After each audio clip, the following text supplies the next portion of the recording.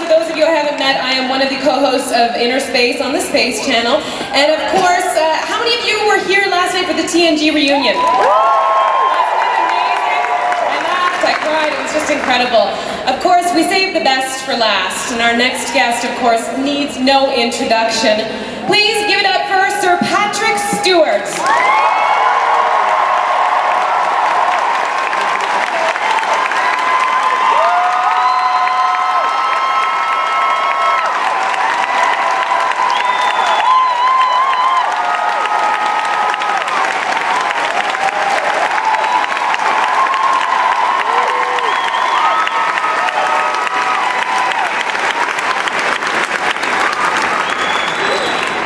Captain's chair, of course. Last night someone put me in that chair. What? Apparently it reclines as well. So, how did you feel about last night? First of all, I'm going to have to apologize a little bit because my voice is tired. My voice arrived in Calgary a little tired, and everything that has happened since then hasn't done much to make it much stronger, so I'm sorry. Last night was, of course, an entirely unique occasion. We have had groups of the crew of the Enterprise together before, but never a complete number, and with the addition of Will coming in and Denise as well, which made it very special for all of us. And I think for you perhaps as well as for us, it was the fact that we were all together that made it so very special. But the kindness and generosity that you all showed was, even in a world where perhaps we've at times become a little blasé about how we are perceived, last night was extraordinary. Thank you very much. And of course, we also had a little bit of a surprise for you last night. Oh yes, there was a surprise last night, which I sort of messed up really by not taking my cue about who was my biggest nemesis on the show. And the fact of the matter is that I never really regarded Q as being a nemesis because I always had so much fun in all the Q episodes. John Delancey is a fabulous actor to work with and an interesting and nice man. And so it would never have occurred to me to have said Q. And so I searched around for the real bad guy, who was, of course, Damon Bach. But you know, you've got a love of Ferengi, haven't you? Finally, ultimately, you've got to love them. Well, from Jean-Luc Picard to Charles Xavier, you've played a lot of roles that radiate a kind of authority, measured with a really strong sense of respect and wisdom. Do you have a favorite character that you've played? I'm really sorry to have to tell you that I don't. I've been immensely blessed in my career to have played a lot of really fine roles. And very often, the role that I am playing at that moment seems to me to be the most exciting, the most interesting, the most compelling role that I've ever played. I've just finished playing William Shakespeare in a play about the last days of Shakespeare's life in Stratford-on-Avon in retirement. What was happening to this genius when he was living in a little sleepy market town? No tourists came to Stratford-on-Avon in those days. And I loved performing that play so much that I kind of had withdrawal symptoms when it ended. But you know, there are countless numbers of thrilling roles that I've had a chance to play, and I hope they're not over. I hope there are still some to come. I want to open it up to the floor. We've got a question from Logan on the left-hand side, mic 6. Hello, Logan.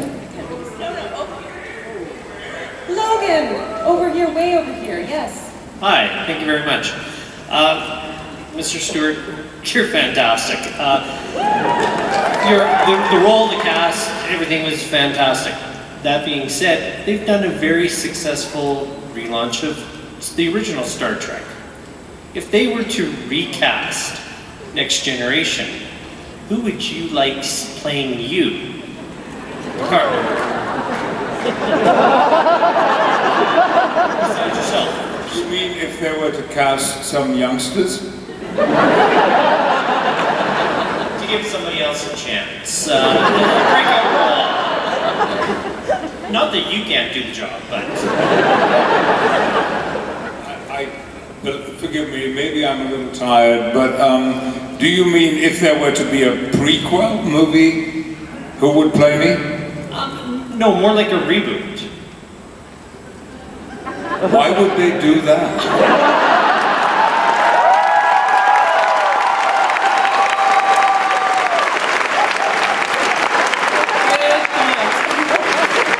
Another question from Lauren, who is on mic 5 to the left. Where? There, okay, yes. Out of all 3 X-Men movies, which would you say was the most fun acting in? I would say number 2, for this reason.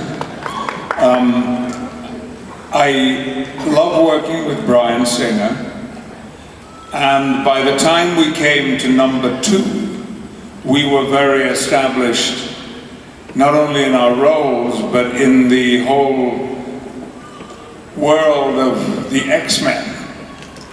We were comfortable with one another. You know, we started shooting the first X-Men, and Wolverine was not cast. And one morning, this nice Australian guy showed up, and we were filming, and he said, "Oh, I'm here to do a screen test for Wolverine." So he hung out with us for a while, and then he went off to do his screen test, and we all said, you know, break a leg, and then we said, "He's adorable." So when he came back and told us, actually all he told us was he thought it had gone well. We kept our fingers crossed, because Mr. Jackman is a wonderful guy.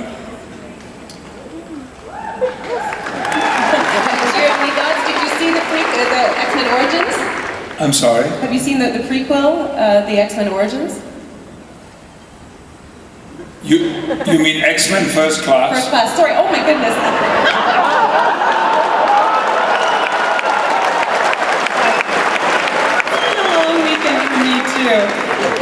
And I thought that I was in the company of people who really knew this.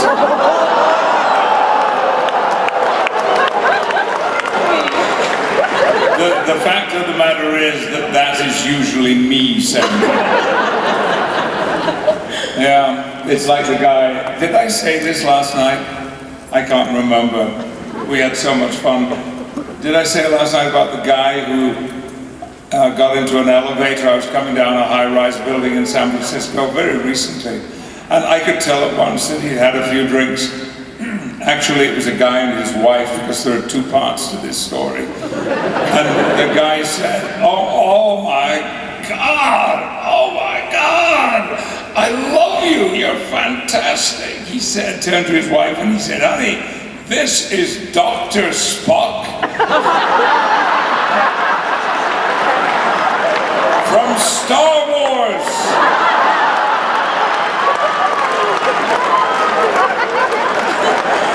Poor guy, I mean, I could see where he was coming from. But the fact was he had every detail wrong.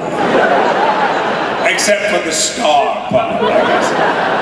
But it didn't end there because his wife said, honey, no, that's not Dr. Spock, that's Sir Ben Kingsley.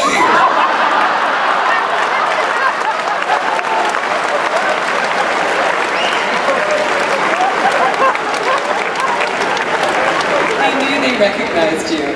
Yeah, they knew they recognized me. I guess they'd had a good evening. Lauren is the next question. Mic 3, floor left. Hello, Lauren. My question is, how has participating in epic science fiction entertainment impacted your appreciation of real-world science?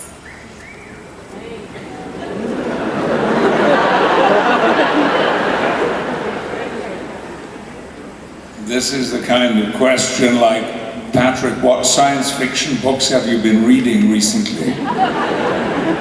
Because the answer is always none. I don't read science fiction. I mean, I've had one go at all the acknowledged great authors, Arthur C. Clarke, Isaac Asimov, Brian Aldiss. You know, I've read one of each and felt it wasn't for me. Sure, I am interested in science because my level of ignorance is just about total. And the one thing that I really miss about not being in the United States is the weekly science supplement in the New York Times. Because that supplement is packed with not only fascinating material, but understandable material for a bear of little brain. It's really, really an excellent read. But beyond that, I don't pay too much attention, I'm afraid. The one thing I do pay a lot of attention to in the field of science is issues of global warming. Because it seems to me that, you know, there's always been warfare of one kind or another. There's always been disease of one kind or another. There have always been appalling accidents and tragedies of one kind or another. Global warming of the kind that we are experiencing is happening for the first time, and we are the cause. So I take an interest.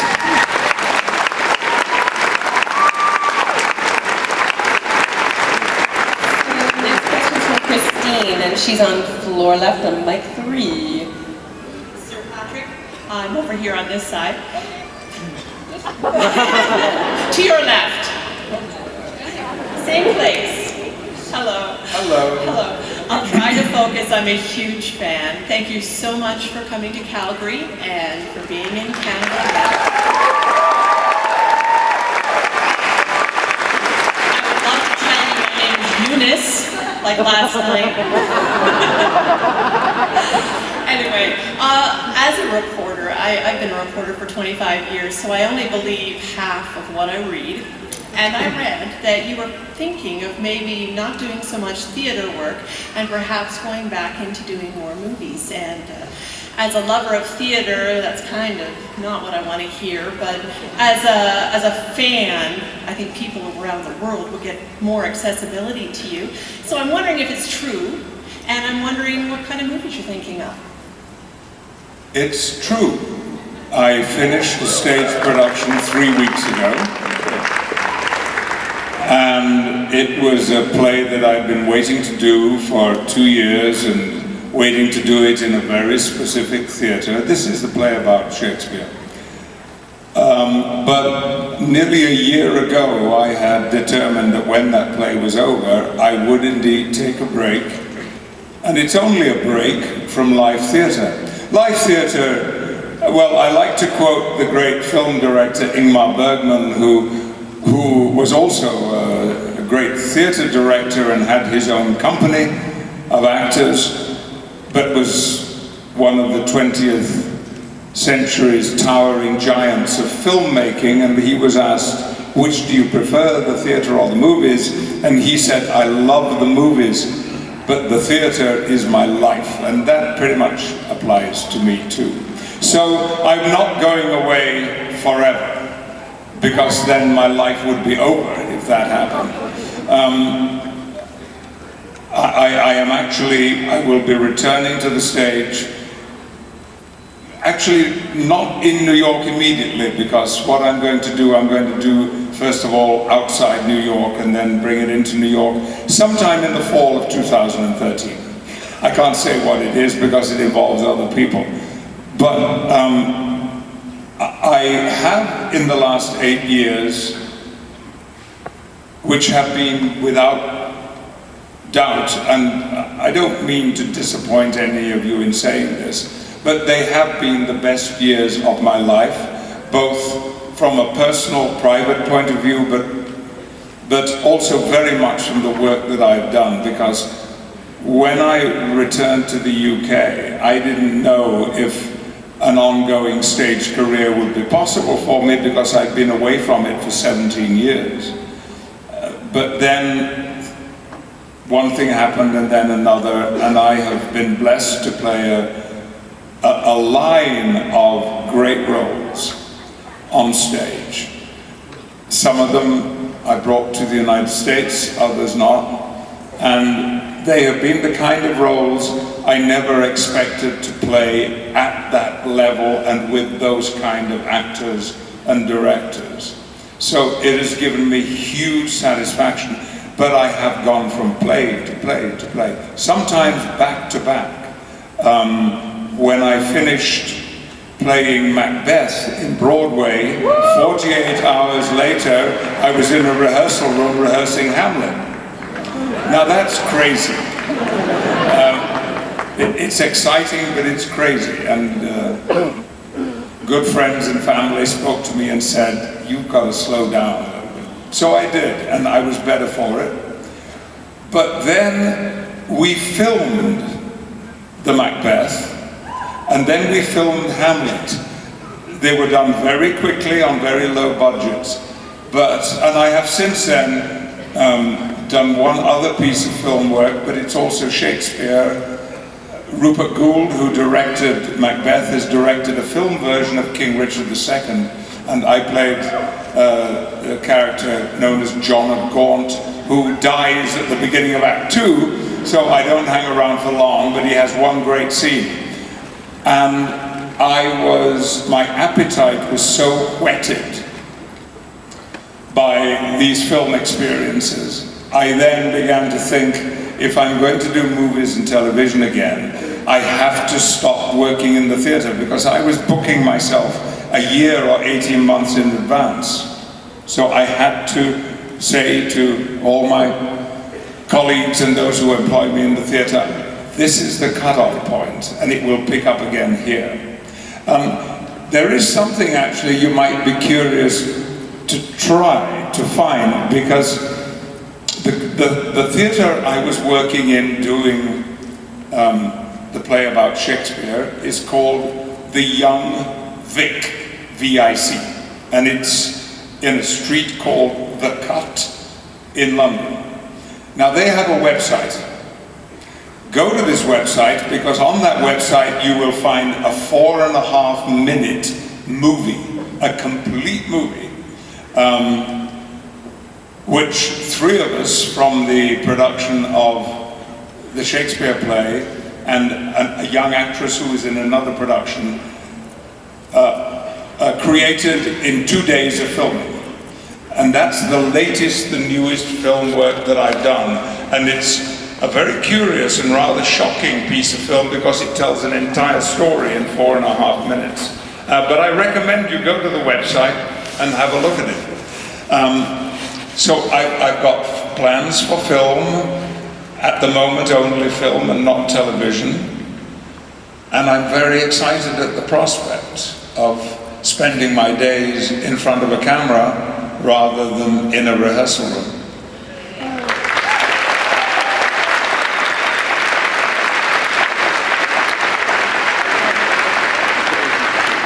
So Curtis is on mic 6, and he's somewhere in the middle. Oh, there we go.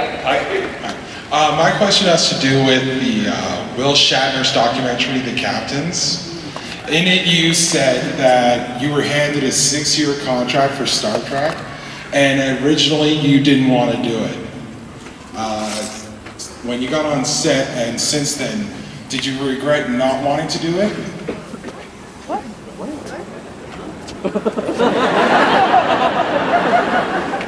But I did do it.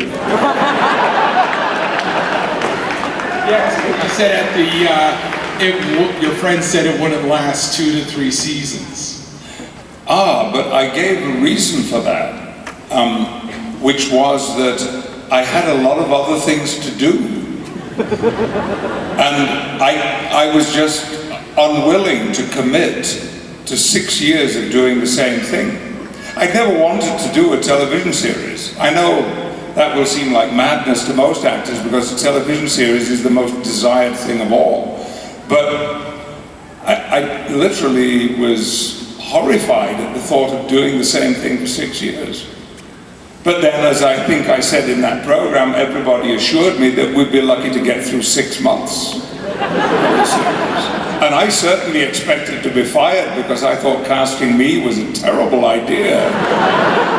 And you know, they would come to their senses and say, thanks very much, but we meant the other guy, not you. But do I regret it? Not for a moment. Not for a moment.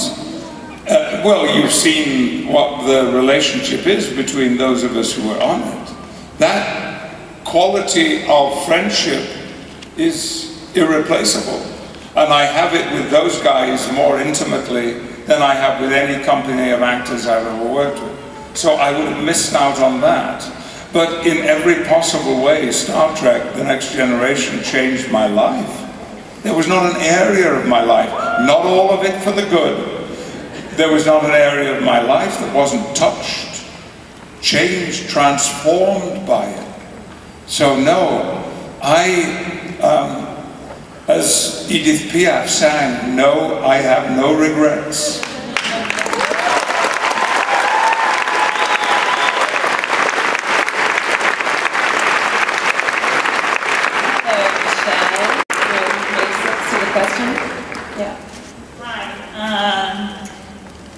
Your portrayal of Jean-Luc Picard... Where are you? Sorry. Hi!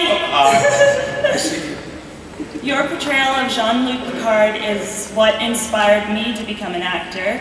So my question is, who or what inspired you to go into acting?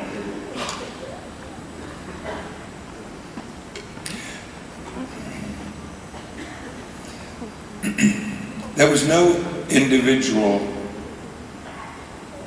whose work as an actor I could say was the motivation for becoming a performer.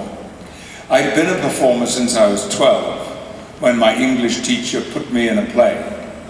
And the moment that I walked onto my school hall platform one evening to rehearse, and especially when we came to the first performance and I stepped onto a brightly lit stage in a darkened auditorium, well, I felt as though I was at home, but more than anything else, I felt safer than I'd ever felt in my life up to that point. And I mean safer. It's, I know, difficult perhaps to imagine what I mean by that. But my life was a little bit unpredictable and a little bit chaotic at times. And the theatre gave me certainty. So, and it made me happy. And I just wanted to go on being happy in that way. And although I did a couple of other jobs when I left school at 15, they were not meaningful jobs. Until I got a place in a drama school, and I found myself surrounded by 30 other young people who felt just like me. And, you know, it's like, in my community where I grew up, nobody went into show business. So I was an oddity. I stood out. You know, I know that my friends thought I was a little strange, and and then to find suddenly that you are in the company of 30 other strange people, all with the same longings that you have, is fantastic. And it's why I've stayed in the acting community for 52 years. So there were actors I loved and admired and I was in awe of. Most of them American actors, actually. And their work affected me, and I'm thinking largely of that school of actors from the 50s and the 60s, typified by the actors studio actors. Actors like Marlon Brando and Carl Malden and Lee J. Cobb. And I wanted to be like them. And it took me a long time before I understood really what they did. And it was a long time before I came to understand what the nature of truth in acting was. And so they were my, in a sense, my role models rather than my inspiration. I hope you have a great career. Thank you so much.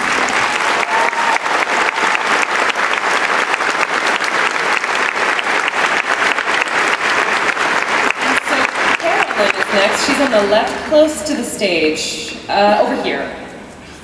Right over here in the little... Hi. Hi. Hi, Sir Patrick. I have a dear friend who traveled to see you in the Merchant of Venice in Stratford. And I was just wondering, she said you did such a fantastic job, as I'm sure you do in everything that you do there. I haven't had the privilege myself. But I was just wondering, you seem to have worked with a few different theatre companies over in England, and I'm wondering how the company in Stratford was, what you liked about that company. Well, I first worked with the Royal Shakespeare Company in January 1966. And I then worked with them continuously for 16 years. And then on and off ever since, except of course there was a gap of 17 years when I didn't. So they have been not only my theatrical home, my second home, because I became an associate artist in 1967 and an honorary associate artist some years later. But they became my education, because my education was very modest, and as I said, I left school when I was 15 years and 2 days old. My birthday always fell at the end of the school year. And not until I joined the Royal Shakespeare Company and found myself every day in the company of brilliant directors and playwrights, of clever, intelligent, highly educated actors and designers and stage managers, and keeping my mouth shut and listening to them, I found that I became a properly educated person. So it would be impossible for me to imagine my life without the Royal Shakespeare Company. And right now, and in the past 9 months, nothing has given me more satisfaction.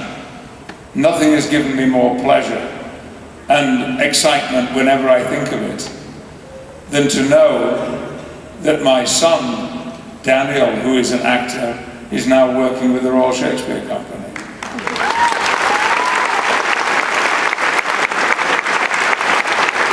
You see, it was always his ambition too.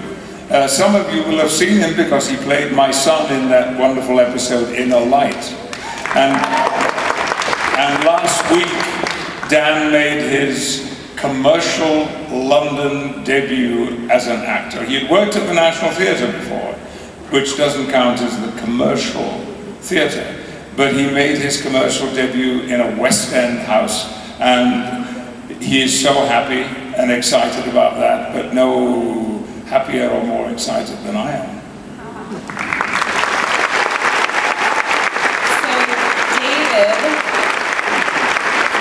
Left mic 3, David? David's a little bit back there. Hi, David. Hi. Thank you very much for coming to Calgary. I grew up watching you on TV, and I mean, you're amazing. I still think that All Good Things is the best series finale ever done. You're fantastic in it. My question is, you know, it's been a while since Star Trek has been on TV. If a producer or a director came to you and asked for your advice on how to make a new TV series successful, what would you tell them, if you haven't already been asked that? I am so unequipped to answer a question like that. You know, I only did one television series in my life. Actually, that's not quite true. I did 2 seasons of a series for the BBC 35 years ago, and I did 1 season of a program called 11th Hour about 6 years ago.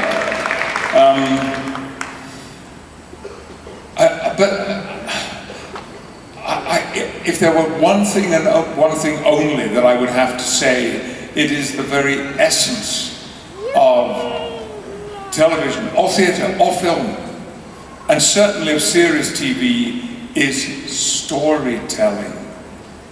If there's no storytelling, you don't have anything. You have a series of incidents, and I would say tell the best and most vivid stories you can.